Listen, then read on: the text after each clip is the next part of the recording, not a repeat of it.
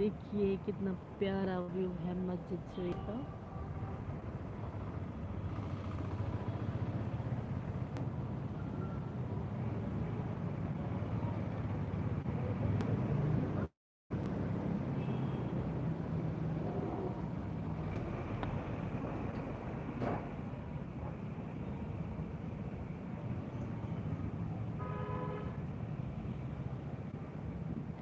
अभी ना हम यहाँ बच्चों को यहाँ पे ना आए हैं हेयर कटिंग कराने के लिए।